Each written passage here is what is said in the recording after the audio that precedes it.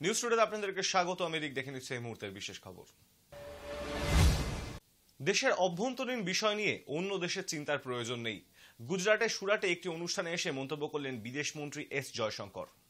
সামনে লোকসভা নির্বাচন, তার আগেই দেশ জুড়ে বিরোধী দলগুলির নিশানায় ভারতীয় জনতা পার্টির নেতৃত্বাধীন কেন্দ্রীয় সরকার।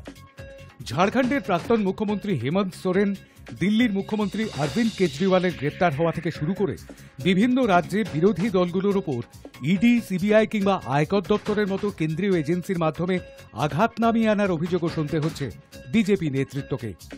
এই দেশে তো বটেই, মার্কিন যুক্তরাষ্ট্র, জার্মানির মতো দেশ থেকেও এই নিয়ে তির্যক মন্তব্য শুনতে হয়েছে। আর সেই ইস্যুতেই এবার সোজা ব্যাটে মোকাবিলা করলেন ভারতের বিদেশমন্ত্রী।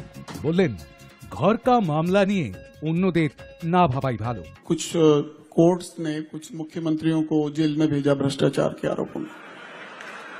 अच्छा। और यूनाइटेड नेशन से कुछ स्टेटमेंट आते हैं, अमेरिका और जर्मनी वाला, उसमें अपना वो लोग प्रोटेस्ट लॉन्च करते हैं। तो ये क्या हमारे आंतरिक मामलों में हस्तक्षेप नहीं है? How do we deal with this?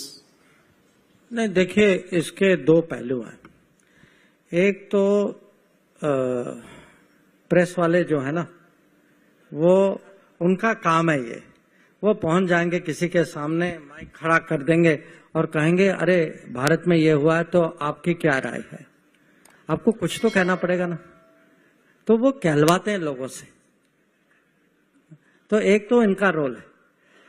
दूसरा है कि कुछ देश हैं जिनकी, मैं कहूंगा, पुरानी आदत है कि दुनिया पे, माने अलग देशों पे टिप्पणी करना, दुनिया को ज्ञान देना।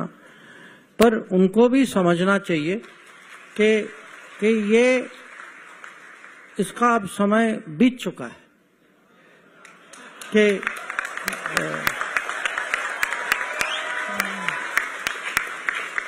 कि अगर आप दुनिया पे बोलते जाएंगे, कभी न कभी दुनिया भी जवाब देगी ना।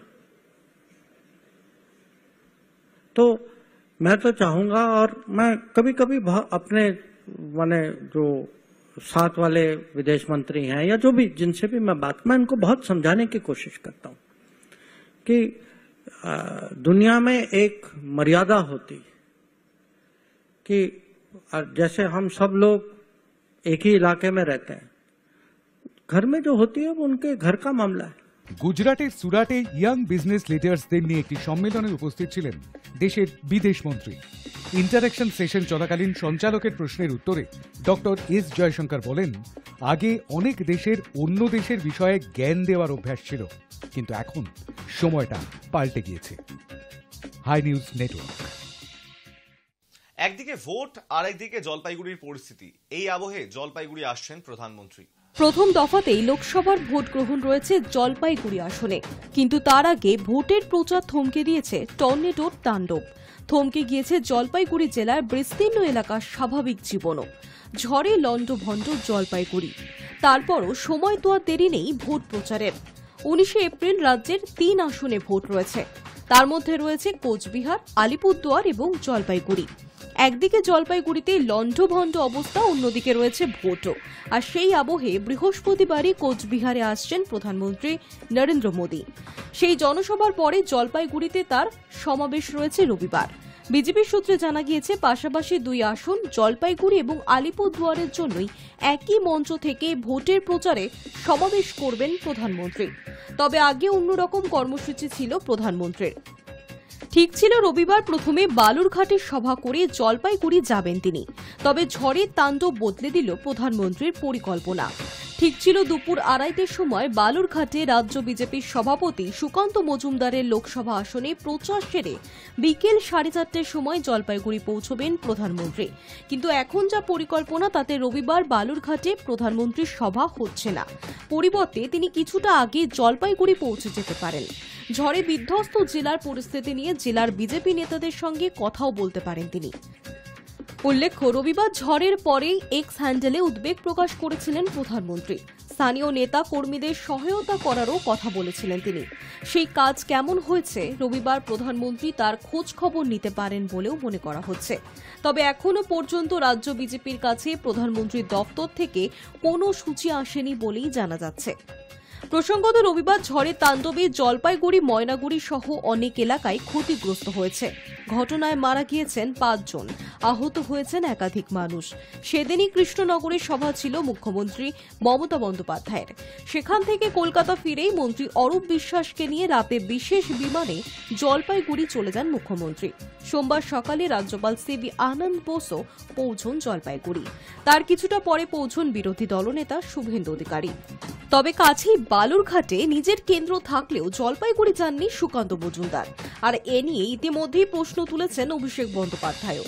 তবে বিজেপির তরফে দাবি করা হয়েছে রাজ্য সভাপতিকে সব জায়গায় যেতে হবে এমন কোনো কথা নেই। High news network. ভোট 7ই মে, 35 দিন বাকি থাকতেই সেলিমের বিজয় ঘোষণা করে দিলেন অধীর। কটাক্ষ কুণাল ও দিলীপের। মুর্শিদাবাদ কেন্দ্রে ভোট গ্রহণ হবে তৃতীয় দফায়, কিন্তু সেই ভোটের 35 দিন আগে মুর্শিদাবাদের কংগ্রেস সমর্থিত সিপিআইএম প্রার্থী মোহাম্মদ সেলিমের বিজয় ঘোষণা করে দিলেন প্রদেশ কংগ্রেস সভাপতি তথা বহরমপুরের কংগ্রেস প্রার্থী অধীর রঞ্জন চৌধুরী। মঙ্গলবার সকালে বহরমপুরেই সাংবাদিকদের প্রশ্নের মুখোমুখি হন অধীর। সেখানে তিনি বলেন, মোহাম্মদ সেলিম জিতে বসে আছেন। অতীতে একাধিক ভোটে দেখা গিয়েছে বাম কংগ্রেসের দিকে গেলেও কংগ্রেস ভোট সিপিএম তথা বামেদের দিকে যায় না।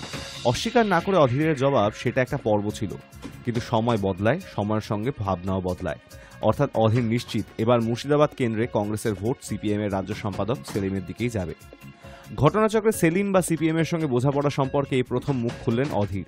অধীরের এই মন্তব্য নিয়ে স্বাভাবিকভাবেই কটাক্ষ করেছে তৃণমূল। শাসক দলের অন্যতম নেতা কুণাল ঘোষ বলেন, অধীর চৌধুরী জানেন সেলিম হেরে বসে আছেন, তাই ভোকাল টনিক দেওয়ার চেষ্টা করছেন, তাতে কাজ হবে না। কুণাল আরও বলেন, কংগ্রেস নেতারা সিপিএম এর দালালি করেন বলেই তৃণমূল কংগ্রেসের জন্ম হয়েছিল। যে সিপিএম এর হাতে গ্রাম বাংলায় কংগ্রেস কর্মীরা খুন হয়েছেন, মার খেয়েছেন, তারা কখনোই সিপিএম এর রাজ্য সম্পাদককে ভোট দেবেন না। বর্ধমান দুর্গাপুরের বিজেপি প্রার্থী দিলীপ ঘোষ আবার অধীরের উদ্দেশ্যকে বলেছেন, নিজে জিতবেন কিনা ঠিক নেই, উনি এখন সেলিমের ওকালতি করতে নেমেছেন। তবে অধীরের এই মন্তব্য বাম শিবিরে উৎসাহ জুগিয়েছে। মুর্শিদাবাদ জেলা সিপিএম বহরমপুর এবং মুর্শিদাবাদ 2 কেন্দ্রের 2টি ছবি তৈরি করতে চায়। অধীর যেন সেলিমের মনোনয়নের দিন মিছিলে থাকেন আর সেলিম থাকবেন বহরমপুরে। এক নেতার কথায়, তাহলে নিচুতলার কর্মীদের মধ্যে যে জড়তা এখনো রয়েছে তা কেটে যাবে, ভোট ট্রান্সফার অনেক মসৃণ হবে। কিন্তু সোমবার রাত পর্যন্ত সে ব্যাপারে জেলা সিপিএম কোনো সবুজ সংকেত পায়নি জেলা কংগ্রেসের থেকে। তবে অধীরের এই মন্তব্যের পর অনেকেই মনে করছেন এবার তা সম্ভব হবে। High news network. তিহার জেলে প্রথম রাতে ঘুম এলো না, পায়চারি করে কাটালেন কেজরি। সকালে শুরু চা এবং ধ্যানে। দিল্লির আবগারি মামলায় অরবিন্দ কেজরিওয়ালকে 14 দিনের জেল হেফাজতের নির্দেশ দিয়েছে রাউস অ্যাভিনিউ আদালত। আপাতত 15 এপ্রিল পর্যন্ত তিহার জেলেই থাকতে হবে তাঁকে। সোমবার বিকেলে কেজরি তিহারে প্রবেশ করেছেন। তিহারের জেলে 2 নম্বর সেলে ঠাঁই হয়েছে তাঁর। তবে জেল সূত্রে খবর, তিহারে বিনিদ্র রাত কাটিয়েছেন দিল্লির মুখ্যমন্ত্রী। সকাল কেটেছে ধ্যান এবং যোগব্যায়াম করে। তিহারের প্রথম রাত ভালো কাটেনি কেজরি, কিছুক্ষণ মাত্র ঘুমোতে পেরেছেন তিনি।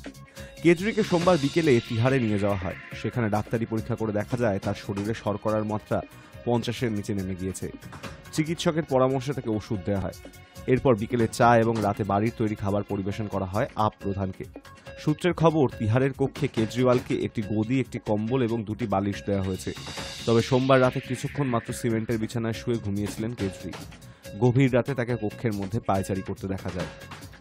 মঙ্গলবার খুব সকালে প্রাতরাশ দেওয়া হয় কেজরিওয়ালকে। চা এবং বিস্কুট খেতে দেওয়া হয়েছিল তাকে। সূত্রের খবর, প্রাতরাশের আগেও 1 ঘন্টার বেশি সময় ধ্যান করেন দিল্লির মুখ্যমন্ত্রী।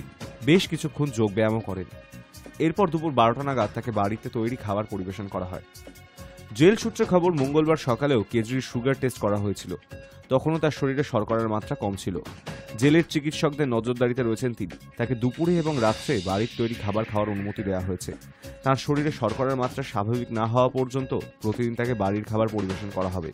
সূত্রের খবর, বিকেল 5:30 নাগাদ কেজরিওয়ালকে নৈশভোজ দেওয়া হবে। এরপর 7টার মধ্যে তাকে আবার ফিরে যেতে হবে কারাগার কক্ষে। অন্য কয়েদিদের মতন তিনিও সকাল 5টা থেকে রাত 11টা পর্যন্ত টিভি দেখতে পারবেন। মঙ্গলবার দিল্লির মুখ্যমন্ত্রীর স্ত্রী এবং সন্তান তার সঙ্গে দেখা করতে পারবেন বলেও জেল কর্তৃপক্ষ জানিয়েছে। কারাগার সূত্রে আরও খবর, তিহারে কেজরিওয়ালের কক্ষের বাইরে 2 জন নিরাপত্তা কর্মীও মোতায়েন হয়েছে। সিসি ক্যামেরার মাধ্যমে তার উপর নজর রাখছেন কারা কর্তৃপক্ষ। কেজরিওয়ালের পাশের সেলে রয়েছেন তার মন্ত্রিসভার প্রাক্তন সদস্য মনীষ সিসোদিয়া। আবগারি মামলাতেই মনীষকে গ্রেপ্তার করা হয়েছিল। এছাড়া দিল্লির প্রাক্তন স্বাস্থ্যমন্ত্রী সত্যেন্দ্র জৈন রয়েছেন 7 নম্বর সেলে। 5 নম্বর সেলে আছেন আপের রাজ্যসভার সাংসদ সঞ্জয় সিং। অন্যদিকে ভারত রাষ্ট্র সমিতির নেতা তথা তেলেঙ্গানার প্রাক্তন মুখ্যমন্ত্রী কে চন্দ্রশেখর রাওয়ের কন্যা কে কবিতার জন্য বরাদ্দ তিহারের মহিলা বিভাগের 6 নম্বর সেল। আবগারি দুর্নীতি মামলায় গত 21শে মার্চ কেজরিকে গ্রেপ্তার করেছে কেন্দ্রীয় সংস্থা। এর আগে এই মামলায় জিজ্ঞাসাবাদের জন্য কেজরিকে 9 বার সমন পাঠানো হয়েছিল, কিন্তু প্রতিবারই হাজিরা এড়িয়েছেন। গত 21শে মার্চ ছিল নবমবারের হাজিরার দিন। ইডি দপ্তরে না গিয়ে কেজরি সেদিন গিয়েছিলেন হাইকোর্টে। রক্ষা কবচের আবেদন জানিয়েছিলেন তিনি, কিন্তু তা খারিজ হয়ে যায়। তারপর ওই দিন রাত্রিবেলায় দিল্লির মুখ্যমন্ত্রীর বাসভবনে পৌঁছে যান কেন্দ্রীয় সংস্থার আধিকারিকেরা। ঘণ্টা দুয়েক তল্লাশির পর তাকে গ্রেপ্তার করা হয়। সোমবার ইডি হেফাজতের মেয়াদ শেষ হওয়ার পরই দিল্লির মুখ্যমন্ত্রীকে আদালতে হাজির করানো হয়। আদালতে এই 15 এপ্রিল পর্যন্ত জেল হেফাজতের নির্দেশ দেওয়া হয়েছে কেজরিওয়ালকে। 1 দশকেরও বেশি সময় পর তিহার জেলে ঢুকতে হয়েছে আপ প্রধানকে। 2011 সালে তৎকালীন কংগ্রেস সরকারের বিরুদ্ধে প্রতিবাদ করার সময় আন্না হাজারের সঙ্গে তাকে গ্রেপ্তার করা হয়েছিল। কিছু সময় তিহারেই কেটেছিল তার। High news network. নিজে এসে ক্ষমা চেয়েও পার পেলেন না রামদেব। চরম হুঁশিয়ারির পরে শেষ সুযোগ দিল সুপ্রিম কোর্ট। নিজে সুপ্রিম কোর্টে এসে ক্ষমা চেয়েও পার পেলেন না বাবা রামদেব। পতঞ্জলির বিভ্রান্তিকর বিজ্ঞাপন মামলায় শীর্ষ আদালতে তুমুল ভর্ষিত হলেন যোগগুরু। এমনকি আদালতে মিথ্যা কথা বলায় রামদেব এবং পতঞ্জলি আয়ুর্বেদ লিমিটেডের ম্যানেজিং ডিরেক্টর আচার্য বালাকৃষ্ণনের বিরুদ্ধে মামলা শুরু করার হুঁশিয়ারি দেন শীর্ষ আদালত। সুপ্রিম কোর্টের নির্দেশ উপেক্ষা করে অ্যালোপ্যাথি ওষুধের বিরুদ্ধে বিরূপ মন্তব্য করায় যে দুজনকে আদালত অবমাননার নোটিশ জারি করা হয়েছিল, শেষ পর্যন্ত 1 সপ্তাহের মধ্যে তাদের নতুন করে হলফনামা পেশের নির্দেশ দিয়েছে বিচারপতি হিমা কোহলি এবং বিচারপতি হাসানুদ্দিন আমানুল্লাহ ডিভিশন বেঞ্চ। তবে সেটা যে শেষ সুযোগ হতে চলেছে তাও স্পষ্ট করে দিয়েছে শীর্ষ আদালত। আগামী 10ই মার্চ যখন মামলার ফের শুনানি হবে, তখন তাদের দুজনকেই আদালতে হাজির থাকার নির্দেশ দেওয়া হয়েছে। সেই সঙ্গে কেন্দ্রীয় সরকারের ভূমিকা নিয়েও প্রশ্ন তুলেছে সুপ্রিম কোর্টের ডিভিশন বেঞ্চ। মঙ্গলবার শীর্ষ আদালত মন্তব্য করে, যখন পতঞ্জলি চারদিকে গিয়ে বলেছিল যে কোভিড সারাতে পারবে না অ্যালোপ্যাথি, তখন কেন সরকার চোখ বন্ধ করে রেখেছিল, সেটা ভাবনার বিষয়। গত 15ই মার্চ সুপ্রিম কোর্টের নির্দেশ মতন আজ শীর্ষ আদালতে হাজিরা দেন রামদেব এবং পতঞ্জলি আয়ুর্বেদ লিমিটেডের ম্যানেজিং ডিরেক্টর বালাকৃষ্ণন। পতঞ্জলি আয়ুর্বেদ লিমিটেডের দাখিল করা হলফনামায় গা ছাড়া মনোভাব নিয়েও প্রশ্ন তোলে শীর্ষ আদালত। তুমুল ভৎসনা করা হয় পতঞ্জলিকে। ওই সংস্থার তরফে যে যুক্তি দর্শানো হয় তাতে চূড়ান্ত ক্ষোভ প্রকাশ করে সুপ্রিম কোর্ট। পতঞ্জলির তরফে দাবি করা হয়, সুপ্রিম কোর্ট যে ওই ধরনের বিজ্ঞাপন দেখাতে বারণ করে দিয়েছে সেই বিষয়ে জানত না পতঞ্জলির মিডিয়া উইং। সেই প্রেক্ষিতে বিচারপতি কোহলি স্পষ্ট ভাষায় জানিয়ে দেন, এটা যদি সমর্থনযোগ্য না হয় তাহলে কখনোই পতঞ্জলি আয়ুর্বেদ লিমিটেডের ম্যানেজিং ডিরেক্টরের ক্ষমা প্রার্থনা কাজে দেবে না। রীতিমতো কড়া ভাষায় তিনি বলেন, আমরা বলতে পারি যে এই আদালতে কি হচ্ছে সেটা পতঞ্জলির মিডিয়া উইং জানে না বলে যুক্তি পেশ করা হচ্ছে, সেটা গ্রহণ করতে চাইছি না আমরা। সেই রেশ ধরে পতঞ্জলির ভূমিকা নিয়ে অসন্তোষ প্রকাশ করেন বিচারপতি আমানুল্লাহ। তবে সেখানেই পতঞ্জলির বিপদ শেষ হয়নি। শুনানির সময় শীর্ষ আদালতের ডিভিশন বেঞ্চ জানায় যে পতঞ্জলি আদালতে মিথ্যা কথা বলেছেন বলে মনে হচ্ছে। বিচারপতি কোহলি বলেন, আপনারা বলেছেন যে নথিপত্র দেয়া হয়েছে, কিন্তু এই সব নথিপত্র পরে তৈরি করা হয়েছে। এটা স্পষ্টতই আদালতে মিথ্যা বলার মামলা। সেই সঙ্গে বিভ্রান্তিকর বিজ্ঞাপন সম্প্রচার করা নিয়ে শীর্ষ আদালতের সতর্কবার্তা 24 ঘন্টার মধ্যেই রামদেব যেভাবে সাংবাদিক বৈঠক করেছিলেন তা নিয়েও পতঞ্জলিকে তুলোধনা করেছে বিচারপতি কোহলি এবং বিচারপতি আমানুল্লাহর বেঞ্চ। High news network. গরম পড়তেই জলের হাহাকার হাওড়া পুরো এলাকায়। পানীয় জলের দাবিতে বালতি হাতে নিয়ে পথ অবরোধ করলেন স্থানীয় বাসিন্দারা। গরম পড়তেই জলের হাহাকার হাওড়া পুরো এলাকায়। পানীয় জলের দাবিতে বালতি হাতে নিয়ে পথ অবরোধ করলেন স্থানীয় বাসিন্দারা। ঘটনাটি ঘটেছে হাওড়ার কালীকুণ্ড লেনে। পৌরসভার সমস্যা সমাধানের আশ্বাস দিলে অবরোধ তুলে নেন স্থানীয়রা। ঘটনাস্থলে মোতায়েন করা হয় পুলিশ। গরম পড়তে না পড়তেই হাওড়ায় শুরু হয়ে গিয়েছে জলকষ্ট। পানীয় জল আসছে না, এই দাবি তুলে মঙ্গলবার সকালে মধ্য হাওড়ার কালীকুণ্ড লেনে পথে নামেন স্থানীয় মহিলারা। হাতে জলের বালতি নিয়ে তারা পেট্রোল পাম্পের সামনে রাস্তা অবরোধ করতে বসে পড়েন। কাজের দিন হওয়ায় এর জেরে এলাকায় তীব্র যানজট তৈরি হয়। ঘটনাস্থলে পৌঁছয় পুলিশও, কিন্তু অবরোধকারীদের স্পষ্ট দাবি, পৌরসভার তরফ থেকে কাজ করার আশ্বাস না পাওয়া গেলে অনির্দিষ্টকাল ধরে চলবে অবরোধ। এরপর হাওড়া পৌরসভা 26 নম্বর ওয়ার্ডের প্রাক্তন পৌরপিতা শ্যামল মিত্র এবং পৌরসভা ইঞ্জিনিয়াররা ঘটনাস্থলে পৌঁছন। স্থানীয় এক বাসিন্দা জানান, দীর্ঘদিন ধরেই তারা জল কষ্টে ভুগছেন। তার অভিযোগ, মাঝে মধ্যে জলে পোকাও আসছে। পৌরসভাকে বারংবার জানিয়েও কোনো লাভ হয়নি। আমাদের দীর্ঘদিনের প্রবলেম হচ্ছে যে আমাদের হাওড়ায় জল আসছে না, আর আমরা সমস্ত কেঁচো পোকা যত রকম নোংরা সব জলটা আমরা খাচ্ছি, এটাই আমাদের সমস্যা। এই সমস্যার মধ্যে আমরা আছি, অনেক রকম ব্যবস্থা করা হচ্ছে, বলা হচ্ছে, কোনো ব্যবস্থা হচ্ছে না, যার জন্য এটা দীর্ঘ এখন বলা হয়েছে যদি না হয় এর জন্য প্রকল্প ব্যবস্থা আমরা নেব। প্রাক্তন পুরপিতা শ্যামল মৈত্র সমস্যার কথা স্বীকার করে নিয়ে বলেন, পৌরসভার আধিকারিকদের সঙ্গে কথা হয়েছে, মঙ্গলবারই তারা সরেজমিনে খতিয়ে দেখছেন এলাকার সমস্যা। খুব শীঘ্রই জল সরবরাহ স্বাভাবিক করার আশ্বাস দেওয়া হয়েছে পৌরসভার পক্ষ থেকে। এলাকার প্রাক্তন কাউন্সিলরের দেওয়া প্রতিশ্রুতির উপর ভরসা রেখে অবরোধ তুলে নেন বাসিন্দারা।